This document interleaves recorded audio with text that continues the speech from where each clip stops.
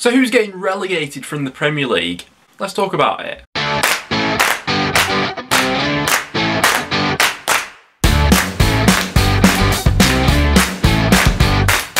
Guys, welcome back to another video on the channel. We're switching it up a little bit, but what I always find interesting is the relegation battle in the Premier League. I think by now, you know, everyone's accepted that Man City have won the league, so at the top of the table there's not all too much to talk about, but at the bottom there's still absolutely everything to play for, and this is something that I want to get your guys' views on down below. Leave your predictions as to who you think is going to be the bottom three this season. What we're going to be doing in today's video is we're going to be having a little bit of a look into each side at the bottom, their season so far and their fixtures to come. Then I'm going to be giving you guys basically my predictions for how I see this all unfolding. If you do go on to enjoy it, make sure to leave a like. Also do subscribe for some regular footballing content. Check out the Patreon, link to that is down below. But without any further ado, let's jump into this one. So as you can see to the side of me, that's how the current Premier League table is shaping up. Now, what I think will be the benchmark for most clubs in terms of the point tally that they're looking to reach in order to secure survival, I think we're probably looking around the 36 point mark. Sometimes that can be a little bit higher, sometimes it's a little bit lower, but in each of the last 4 Premier League seasons, 36 points has been enough to ensure a side survival in the Premier League. Now,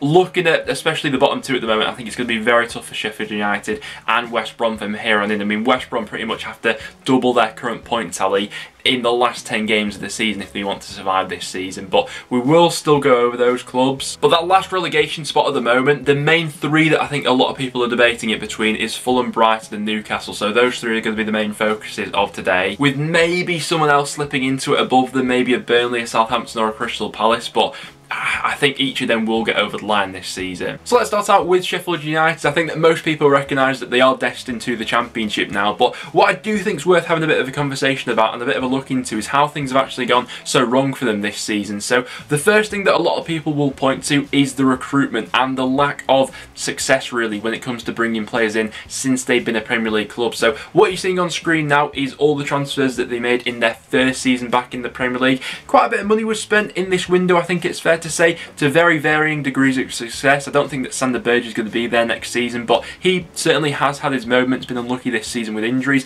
Ollie McBurnie's an interesting one who we may get back to. I think that at the age he is, he could be quite an effective player for them next season in bouncing back up to the Premier League at the first time of asking. This season's been tough for him. He's only scored the 1 goal. You know, Sheffield United's main goal scoring threats this season have come from the likes of David McGoldrick and Billy Sharp. So the fact that McBurnie and obviously Brewster have been showed up by those two doesn't reflect all too well on the sort of transfer policy of Sheffield United so far. Mousset, I'd be amazed if he was there next season. Callum Robinson, obviously no longer there. Luke Freeman, now been shipped out on loan. Ben Osborne, to be honest with you, I think he came in as a bit of a rotational player. But then the big one was the transfer window, which has just gone. So the big transfer that a lot of people are going to point towards is Ryan Brewster. You know, he was brought in to maybe make the difference for Sheffield United this season, and it hasn't worked out at all so far. I still hold the opinion that Brewster is a very good footballer. We saw it firsthand, you know, everyone that watched the Championship last season, he was absolutely electric for Swansea, and I think that it was a lot to ask of him in terms of the shifting play style and what was expected of him at Sheffield United compared to Swansea last season. Another season for him in the Championship, and I think he could be absolutely ruthless, but yeah, the outlay of money that they spent on him compared to the return that they've got so far doesn't reflect all too well on their transfer policy once again. Ramsdale's an interesting one. I thought he had a real tough time, and to be honest, a really tough act to follow with Dean Henderson, but as of late his performances have started to pick up, and what we can see here is the general trend of Sheffield United investing in young players, which I do think long term will be a positive for them bouncing back up to the Premier League. Other examples of that recruitment, Ollie Burke, Max Lowe, Jayden Bogle, all of them I think could be really crafty players in the Championship, but they never really gave them that platform to push themselves on from their finish last season, did they? These are what Sheffield United's fixtures are looking like for the remainder of the season. I think most people realise it's curtains for them though. West Brom in a similar sort of vein to Sheffield United. I can't see them surviving from this point onwards. It would take quite a miraculous run, but looking forward to next season, there's quite a bit to unpack with West Brom actually. I'd be interested to know from the Baggies fans, would you like to see Allardyce staying on from next season, or do you think it's required to have a bit of a freshen up and some new ideas coming into the club? Because Allardyce has been an interesting one, and West Brom have sort of been what we expect of an Allardyce side since he's come in. He's made them structurally quite sound so far, a tough side to beat. In the 16 games he's been in charge for, just 2 wins but 6 draws in that time and 8 defeats. I think the biggest revelation with West Brom this season is how good their goalkeeper Sam Johnson's actually been. Obviously a goalkeeper who throughout the years I've rated so highly from his time at Preston. By far and away this season he's been absolutely fantastic. He's made more saves in the Premier League than any other goalkeeper so far this season with 110. I think the main question when it comes to Allardyce is he going to be able to get the best out of some of their more creative plays if he was to stay on from next season? You know, the likes of the Pereiras, the Diangarnas, the Callum Robinsons. I don't know, what do you think, Baggies fans? This is what West Brom's fixture list is looking like for the remainder of the season, but once again it's going to take quite a miraculous run in my opinion for them to survive from here on in. They're going to need to pretty much double their point tally, I think. But now let's hop into talking about that last relegation spot, which I think has got most people talking. So earlier on today I put a question out on the community tab basically asking you guys who do you think is most likely to fall into that last relegation spot, and as you can see here, by far and away the most team voted for was Newcastle United. Let's go through each of these teams one by one and have a bit of a deep dive into them. So let's start out with Fulham, who I'm just going to come out and say I think they survived this season. I think that the turnaround of performances and actually level of their performance and the points per game that they've been picking up since the turn of the year, I think this Fulham side continues to improve from now until the end of the season, and I think it's going to be either Newcastle or Brighton that are left in it. I think Scott Parker also deserves a lot of credit really, because last season in the Championship, to be honest I was a little bit mixed on what I made of Scott Parker, to be honest with you. He obviously tried to implement this passing style which at times had its flaws. Had Fulham not won that playoff final, last season for Fulham would have been seen as a massive disappointment. You know, they came back down into the Championship with arguably the best squad in the league that year, but he got them up and it was a rocky patch to start the season out with. You know, I predicted Fulham to finish bottom of the Premier League. I thought they'd just concede 1 too many goals. At the start of the season that looked like it would be the case. You know, they conceded 10 goals in their first 3 league matches, but the way he's been able to reinvent this side as the season's gone on,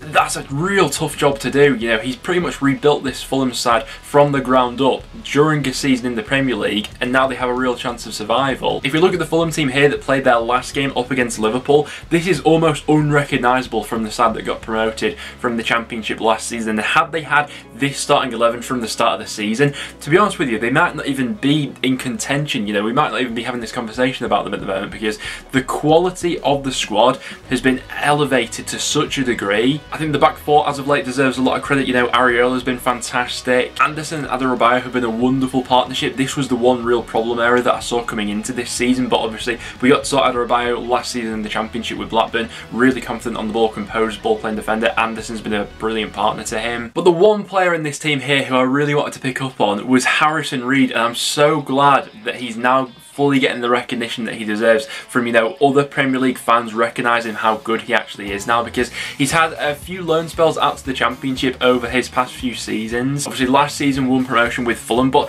he really is one of the few players who won promotion with Fulham last season who's still very much a mainstay in this team in the Premier League now, and that's a real testament to his character but also his ability. This is what Fulham's fixture list is looking like for the rest of the season. Don't get me wrong, there's some pretty tough games within there, but I think that with the level of performance that we're currently seeing from Fulham, I think there's enough winnable games in there for them to get over the mark this season. Next up then, let's talk about Brighton, who are a side who I am quite fearful, I'm going to be honest with you. I think that, I mean, it's quite incredible that they find themselves in this situation with how well they've actually played at the time so far this season. We looked at Championship sides XG for the season so far. Let's do the same briefly here for the Premier League. If we look at expected points, Brighton actually come out 5th in this table here. They should have picked up 45 points at least according to XG. They've underachieved their expected goals by quite a degree so far this season as well, by at least 14 goals. I think that with the recent string of losses as well, 3 consecutive in the Premier League, that puts Brighton right in this current situation. Now, you can look at Brighton in one of 2 ways really. For the vast majority of the season so far, I've always thought that surely eventually Brighton's underlying data will start to catch up with the amount of points they're actually picking up, and it'll start to level out and they'll go on a fantastic run, because this side is clearly capable of that. And if we do look at Brighton's fixtures now for the remainder of the season, I think they do have it fairly tough compared to some of those other sides around them. I think that their next 2 games up against Southampton and Newcastle a pretty much make or break for Brighton here. If they pick up 4 points from those 2 matches, I think they'll cruise through these next few matches. But after that, they've got 3 games up against Man United, Everton and Chelsea, all going for Champions League football. They've then got a 3-game respite against Sheffield United, Leeds and Wolves, who may not have anything to play for by that point of the season. And then they finish it playing West Ham, Man City and Arsenal, all 3 clubs who probably still by that point have something to play for. There are enough winnable games in here for Brighton for the remainder of the season, but I do worry about them and this trend continuing for the rest of the season actually. So then let's finish off by talking about Newcastle, who are clearly a lot of people's favourites to be going down at this point in time, and I think that for good reason actually. If we look at Newcastle's top scorer so far this season, what I think Newcastle's season hinges on is Callum Wilson returning to fitness and returning to form and sort of hitting the ground running as soon as he is back from that injury. There's been the suggestion that maybe after the international break we could be seeing Wilson, Almiron and St Maximin all getting back into the squad, but without those 3, I mean, the creativity there's just none in this squad, is there? I think there was a brief moment of hope for Newcastle fans when Graham Jones initially came in. They looked to be a little bit more pressing on the front foot. You know, that performance against Everton was arguably their best of the season so far. But without Wilson, Almiron and St Maximin, I just don't see them having the cutting edge to win enough matches for the rest of the season. You know, Bruce is all well and good going out to send his team out to, you know, draw 0-0 against West Brom. I mean, you can see here by the lack of goals they've scored without Wilson, Almiron and Maximin. I mean, Jeff Hendricks got 2 and then after that it's just people chipping in with the odd goal here and there. And if we look at Newcastle's fixtures for the remainder of the season, this is what it is looking like. And to be honest with you, I think each of the clubs who are still in contention for that last relegation spot all have a pretty tough run in. Weirdly enough, I feel more confident with backing Newcastle to pick up some points in the sort of tougher matches that they've got for the rest of the season, because, I mean, if Bruce is capable of doing anything, it's to set up a team to nullify someone else, isn't it? You know, in games against the likes of Tottenham, Arsenal, Liverpool, I can say they may be grinding out a point or something like that, but Newcastle's season is ultimately going to be decided on the games against the likes of Aston Villa, Brighton, Sheffield United and Fulham,